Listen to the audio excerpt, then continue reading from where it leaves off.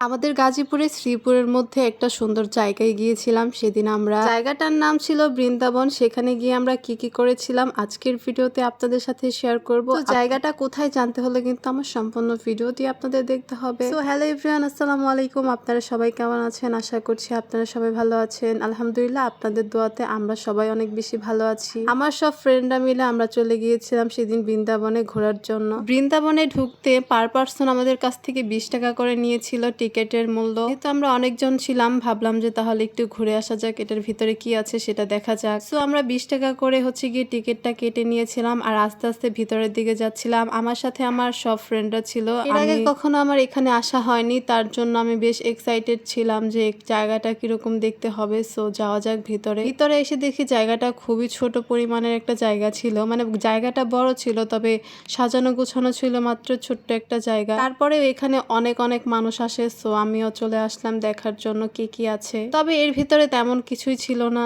So যারা picnic করতে পছন্দ করেন তাদের জন্য বেস্ট একটা জায়গা হবে, মানে একদম জঙ্গলের ভিতরে নিরিবিলি একটা প্লেস ছিল এটা। মোটামুটি জায়গাটা ভালোই ছিল, আমার কাছে আহামরি অনেক বেশি ভালো লাগেনি, মোটামুটি লেগেছে। এমনিতে ফ্যামিলি নিয়ে পিকনিক করার জন্য ভালো একটা জায়গা হবে এটা। এই পাশে দেখলাম বাচ্চাদের খেলার জন্য কয়েকটা জায়গা করে রেখেছে তারা। সো ফ্যামিলি নিয়ে দেন গিয়ে বন্ধু বান্ধব নিয়ে পিকনিক করলে এই জায়গাটা ঠিক আছে। তো এরপর আমরা এখানে বেশি টাইম ছিলাম না, দেন বাহিরের পাশটাতে চলে আসি। তবে এখানে আসার যে রাস্তাটা, চারপাশে গিয়ে বাগান ছিল, বাগানের মাঝখান দিয়ে রাস্তা ছিল, যেটা দেখতে অনেক বেশি ভালো লাগতেছিল। তো আমরা বাহিরের এই বাগানের সাইডটাই ঘুরতেছিলাম সবাই মিলে, ভালো লাগতেছিল বেশ। আপনারা যদি এখানে আসতে চান তাহলে আপনাদেরকে নয়নপুর থেকে গিয়ে অটো দিয়ে চলে আসতে হবে। নয়নপুর এসে অটোওয়ালা মামাকে বললে আপনাদেরকে বৃন্দাবন নিয়ে চলে আসবে। আমার আজকের এই ভিডিওটা এই পর্যন্তই ছিল। তো আপনারা কে কোন জেলা থেকে, কে কোন জায়গা থেকে আমার ভিডিওগুলো দেখতেছেন অবশ্যই কিন্তু আমাকে কমেন্টের মাধ্যমে জানাতে একদমই ভুলবেন না। এছাড়া আমার ভিডিও যদি আপনাদের ভালো লেগে থাকে অবশ্যই আমার পেজটা ফলো করে যাবেন।